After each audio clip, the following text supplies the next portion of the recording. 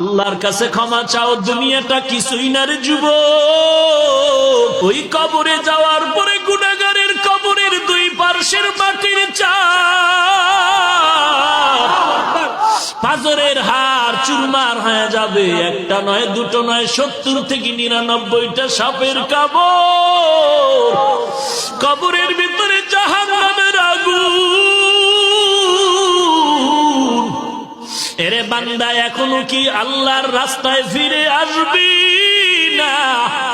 আল্লাহ দেখায় দেয় দুনিয়ার বিল্ডিং এর আগুনে কত যুবকের লাশ, আর চিৎকারের আওয়াজ, বাঁচাও বাঁচাও। একটু চিন্তা করে দেখ, যখন আগুন লাগছিল শরীরের মধ্যে তখন ওদের কেমন লাগছিল, অবস্থাটা কেমন হয়েছিল। ওরা যখন আগুনের মধ্যে সবাই জানালা দিয়া হাত দিয়া কয়, কে আছো, আমাদের বাঁচাও।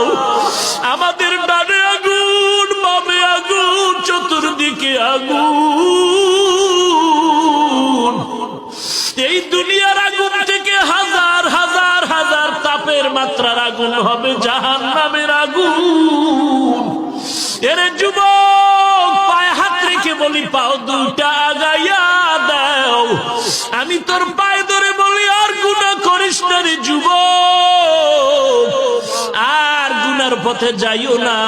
নামাজ পড়ো, পর্দা করো, মা বাবার খেদমত করো, আল্লাহ ওয়ালাদের দোয়া নিয়ে চলো। আল্লাহ